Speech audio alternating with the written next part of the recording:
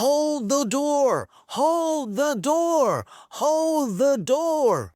Nera Reed screams these words, and Season 6, Episode 5, as whites pour through the cave, Bran is warging. Hodor is holding the door shut with his massive body. The whites are tearing him apart. And in the past, in Bran's vision of Winterfell decades earlier, young Wylis hears these words. His entire future collapses into this one moment. He falls to the ground, seizing, screaming the only words he'll ever say again. Hold the door. Hold the door. Hodor. Hodor. This is one of the most devastating moments in Game of Thrones. The revelation that Hodor's entire life, his disability, his simple nature, his ability to speak only one word, was all because he was destined to die holding a door. People call Hodor a hero. They say he sacrificed himself to save Bran. They celebrate his noble death. But here's the horrible truth that both the show and the books reveal. Hodor didn't choose to be a hero. He had no choice at all. His entire life was stolen from him by time travel paradox. His mind was destroyed as a child. His fate was sealed before he could possibly understand what was happening to him. In the books, we don't yet have the full Hodor origin story. George R.R. Martin confirmed the show's Hold the Door reveal came from him. It's his planned ending for the character. But the books give us something the show didn't have time for. Years of Hodor's perspective. His thoughts, his feelings, his limited but real internal life. Let's examine the tragedy of Hodor in both the show and the books. How his heroism wasn't a choice. How his disability was inflicted on him by the very people he served. How his death was predetermined from the moment Bran broke his mind across time. The show version, a perfect tragedy. The show's version of Hodor's origin is one of the most brilliant pieces of storytelling Game of Thrones ever produced. For 6 seasons, we knew Hodor as the gentle giant who could only say his name. We assumed it was a birth defect or childhood illness, something unfortunate but natural. Then in the door, we learn the truth, and it's so much worse than any natural explanation could be. Young Wylis was normal. In Bran's vision of the past, we see him as a teenage stable boy at Winterfell. He talks in complete sentences. He laughs. He's training to be a proper servant. He has a future. Then Bran's present intrudes on the past. While Bran is experiencing this vision, whites attack in the present. Mira screams for Hodor to hold the door. And somehow, through Bran's warding, through time, through magic we don't fully understand, young Wylis hears it. His mind breaks instantly. Not gradually, not over time. In one moment, Wylis goes from a normal boy to someone whose entire consciousness collapses into a single phrase. He falls to the ground, he seizes, he screams, "Hold the door," over and over, until it slurs into Hodor, and he never recovers. That moment destroys him. For decades, he lives as Hodor, unable to communicate except through one word, unable to express thoughts, feelings, desires. His entire personality erased by a command from the future. Think about what this means. Hodor didn't choose to hold that door. He was programmed to do it from childhood. His disability was specifically designed to ensure he would be in that place, at that time, doing exactly what needed to be done. This isn't heroism. It's horrifying predestination. The mechanism, how Bran destroyed him. The show reveals that Bran is the one who broke Hodor's mind. Not intentionally, not maliciously, but definitively. Here's what happens in that scene. Bran is warging in 2 time frames simultaneously. He's viewing the past through green sight, but he's also connected to Hodor in the present through warging. This creates a bridge between past and present. Mira's commands travel through Bran. When she screams, "Hold the door," she's commanding present Hodor. But because Bran is the conduit, and Bran is simultaneously viewing past Wylis, the command echoes backward through time. Young Wylis receives a command from his own death. His mind experiences his future death in real time. He feels himself holding that door, being torn apart by whites, dying so Bran can escape. All of it crashes into his teenage brain at once. His consciousness can't handle it. The human mind isn't designed to experience its own death decades in advance. It's not designed to have its entire future compressed into a single moment of terror. Wylis's mind shatters under the weight of predetermined fate. What remains is Hodor. Not Wylis who will become Hodor, but Hodor who was created by his own death. The tragedy is that Bran doesn't choose this either. He's trying to escape, trying to survive. He doesn't mean to destroy Hodor's past. But his power, green sight combined with warging, creates a closed time loop that was always going to happen. Hodor was brain damaged from childhood, specifically to ensure he would die holding that door. The book version, still unknown but tragic. In the books, we don't yet have the full Hodor origin story. George R.R. Martin confirmed the show's Hold the Door reveal came from him. It's his planned ending for the character. But the books give us something the show didn't have time for. Years of Hodor's perspective, his thoughts, his feelings, his limited but real internal life. Book Hodor has more personality. He laughs, he cries, he gets scared. He shows preferences. He likes certain foods, dislikes others. He's gentle with Bran, protective of the Stark children. Book Hodor communicates through tone. The word Hodor can mean different things depending on how he says it. Happy Hodor, sad Hodor, frightened Hodor. He's trying to communicate with the only tool he has. Book Hodor is afraid of thunder. During storms, he becomes distressed. He huddles. He needs comfort. This detail matters because it shows Hodor has emotional responses to the world around him. He's not just a beast of burden. Old Man remembers Wallace. In the books, Old Man sometimes calls Hodor Walder, which was his real name. She remembers what he was before. She knows something happened to him as a boy that left him simple. These details make the eventual Hold the Door reveal even more tragic, because book readers will have spent even more time with Hodor, understanding his limited but real personality, seeing him as a person, not just a plot device. And then learning that all of it, every moment of his simple, gentle life, was just the aftermath of future trauma inflicted on his childhood self. The exploitation, how everyone used him. Both the show and books reveal an uncomfortable truth. Everyone in Hodor's life used him. Not maliciously, not cruelly, but they used him nonetheless. He was Winterfell's packhorse. His strength made him useful. So they gave him the heaviest loads, the hardest physical labor, not because he wanted to do it, but because he was strong and simple and wouldn't complain. He became Bran's legs. After Bran's fall, Hodor carried him everywhere. Bran needed this. He was paralyzed. But did anyone ask Hodor if he wanted to spend years carrying a growing boy on his back? Did he have the capacity to say no if asked? Bran walks into him regularly. This is the most disturbing exploitation. Bran takes over Hodor's body, controls his movements, uses him like a puppet. And Hodor can't consent to this, can't refuse, can't even fully understand what's happening when his own will is overridden. In the books, there's a moment where Bran wargs into Hodor and feels how wrong it is. Hodor hated it. He could feel the fear. But Bran had no choice. He needed to climb, and Hodor was afraid of heights. Read that again.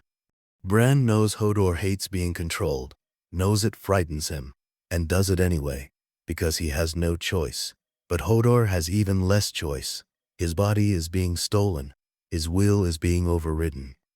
And he can't express his fear or resistance in any way that stops it from happening.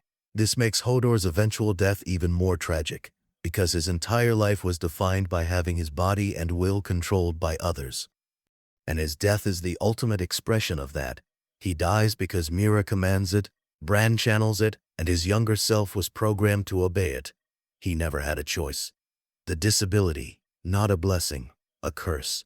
Some people romanticize Hodor's disability.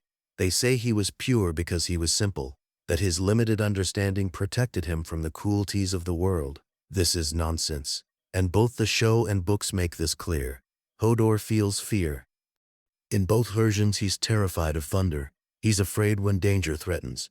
He doesn't have the blessing of not understanding danger. He understands it and can't articulate his fear. Hodor feels pain. When he's injured, he cries out. When he's dying, he's in agony. His disability doesn't protect him from physical suffering. Hodor wants to communicate and can't. The frustration is visible. He tries to express himself through tone, gesture, expression. But he's trapped in a vocabulary of one word. Imagine having thoughts and feelings and no way to share them. Hodor is isolated. He can't have real conversations, can't form complex relationships, can't express preferences or desires beyond the most basic. He's surrounded by people, but fundamentally alone. And the cruelest part, all of this was inflicted on him, specifically to ensure he would die for Bran. His disability wasn't a random tragedy. It wasn't a genetic condition or illness. It was a weapon, a tool created by time paradox to ensure Wylis would become Hodor, would be strong and simple and loyal, would carry Bran for years, would be in that exact place at that exact time, and would hold that door while whites tore him apart. That's not a blessing. That's a curse. That's a life destroyed before it could begin. The timeline, a life lived backwards. The show's reveal creates a horrifying timeline for Hodor's existence. Age more 15. Wylis is a normal boy at Winterfell. He's training as a stable boy. He has a future. He has potential. The moment, his mind is broken by future trauma. In one instant, everything Wylis was and could have been is erased. He becomes Hodor, ages 15 to 40 plus. Life as Hodor, decades of limited existence. Serving the Starks, carrying Bran, being warged into. All of it, leading to one predetermined moment. The door, everything, his life, was designed for. He holds it. The whites tear into him. He dies screaming the words that destroyed his childhood. This means Hodor lived his entire adult life as the victim of something that hadn't happened yet. His disability predated its cause. His death was written into his childhood. He was living on borrowed time from the moment he became Hodor. Every day was just counting down to the door. Think about that. For decades, Hodor was kind to Bran, loyal to the Starks, gentle with everyone despite his strength. And all of it, every kind act, every loyal moment, was just the execution of programming installed by time paradox. He wasn't choosing to be good. He was following the script written into his broken mind. The false heroism. Why this isn't sacrifice. People call Hodor's death a heroic sacrifice. They're wrong. Sacrifice requires choice. Heroism requires agency. Hodor had neither. He didn't choose to hold that door. Mira commanded it. Bran channeled it. His childhood self was programmed to obey it. At no point did Hodor make a conscious decision to sacrifice himself. He couldn't have done anything else. This is a closed time loop. The moment young Wylis heard "hold the door" and became Hodor, the future was set. There was no timeline where Hodor runs away, where he refuses, where he survives. The paradox required his death. He didn't understand what he was dying for. Hodor's limited cognition means he couldn't grasp the full weight of his actions. He didn't understand that Bran needed to survive to become the three-eyed raven. He just knew, hold the door, because that's what his broken mind was built to do. His death served Bran's destiny, not his own will. Hodor died so Bran could escape, so Bran could become the three-eyed raven, so Bran could eventually become Cain in the show. His death was a stepping stone in someone else's story. Compare this to actual heroic sacrifice in the series. Jon Snow chooses to take the black. It's his decision. Ned Stark chooses to confess falsely to save Sansa. He weighs his honor against his daughter's life and makes a conscious choice. Theon Greyjoy chooses to defend Bran from the Night King. He knows he'll die. He charges anyway. That's choice. But Hodor? Hodor was built to die in that moment. His mind was broken specifically to ensure it would happen. His entire life was a countdown to a death he couldn't choose, couldn't understand, and couldn't avoid. That's not heroism. That's tragedy. That's victimhood dressed up as sacrifice. The moral weight. Who's responsible? If Hodor's death wasn't heroic sacrifice but rather predetermined execution, who bears the moral responsibility? Bran? He didn't mean to break Wylis's mind. He was trying to escape the whites. But his power created the time loop that destroyed a child's future. The show makes clear Bran feels this guilt. His expression when he realizes what he did to Hodor is devastated. Mira? She shouted the command that echoed through time. But she was trying to save their lives. She didn't know it would break Wireless. She didn't know Hodor's entire existence was leading to this moment. The three-eyed raven? He knew. He must have known. He could see past and future. He brought Bran to that moment in the vision. He knew what would happen to Wireless. And he let it happen anyway, because Bran needed to escape. Fate itself? The time loop is closed. It always happened. It had to happen. No one could change it, because changing it would create a paradox. Hodor was always going to be broken, always going to hold that door, always going to die. The show and books present a world where green sight and time travel create unchangeable past events.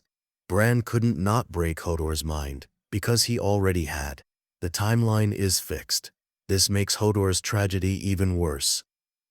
Because no one is fully responsible, yet a life was destroyed, a child's mind was broken, a man died horribly, and it all happened because of an accident of magic and timing that no one could prevent.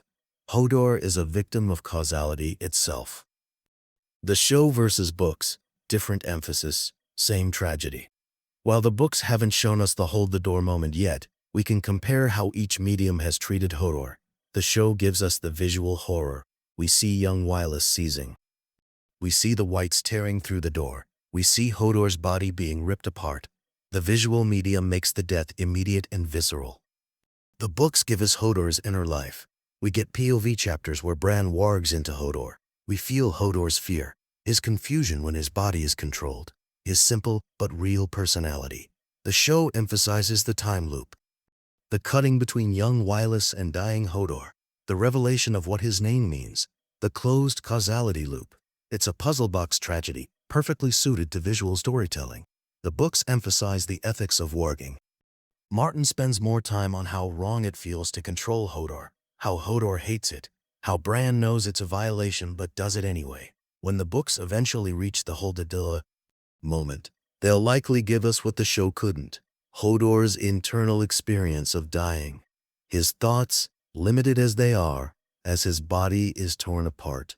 Both versions tell the same story, a gentle man who never chose his fate. A disability inflicted to ensure a predetermined death. A life stolen before it began. The larger theme, destiny. As prison, Hodor's story is the ultimate expression of one of Game of Thrones' darkest themes, the prison of destiny. Throughout both the show and books, characters struggle with prophecy and fate. Cersei fears the prophecy about her children dying. Her attempts to prevent it arguably help cause it. Daenerys is told she's destined for greatness. This conviction leads to her worst decisions. Jon discovers his parentage and watches it complicate every relationship and choice. But Hodor's relationship with destiny is the most horrifying. Because he doesn't just struggle with fate, he is fate. His entire existence is a closed loop with no exit. His personality was overwritten by his death before he could possibly consent to or understand it. Other characters can try to defy prophecy. Hodor couldn't. His defiance was removed from him when his mind was broken. Other characters can choose how to respond to their fate. Hodor's fate chose for him. This is why Hodor's story is so disturbing. It suggests that in a world with magic and green sight and time travel, free will might be an illusion. If Hodor's life can be entirely predetermined by a time loop, who's to say others aren't similarly trapped? The final truth. Hold the door. Hold the door. Hodor. Hodor. These are the words that destroyed a boy and killed a man. Hodor didn't choose to be a hero. He was engineered to be one. His mind was broken specifically to ensure he would be in that place, at that time, doing that task. Both the show and the books, once complete, tell this same horrifying story, a gentle giant whose entire life was stolen by time paradox, whose disability was inflicted on him by his own death, whose heroism was programming, not choice. The show gave us the visual horror, young Wireless seizing on the ground as his future collapses into his present, Hodor dying as whites tear through the door, The revelation at his name was always the echo of his death. The books gave us his inner life, his fear of thunder, his limited but real personality, his discomfort when Bran wards into him, his decades of service to people who used his strength without understanding what they were using. Both versions reveal the same truth. Hodor was a victim, not a volunteer. He didn't sacrifice himself. He was sacrificed. He didn't choose heroism. Heroism was forced upon him. He didn't give his life for Bran. His life was taken to serve Bran's destiny. The tragedy isn't that he died. The tragedy is that he never lived. Not really. From the moment Bran's power broke his mind across time, Wireless was gone. What remained was Hodor, a shell programmed for one purpose, holding a door he couldn't escape. People call him a hero because it's more comfortable than calling him what he actually was, a casualty of magic he didn't understand, serving a destiny he didn't choose, dying for a cause he couldn't comprehend. His strength was exploited, his loyalty was programming, his disability was weaponized, and in the end, he died doing exactly what the time loop required him to do. No choice, no agency, no escape. Just Hodor, holding the door, because that's what Hodor was built to do. That's not heroism, that's tragedy.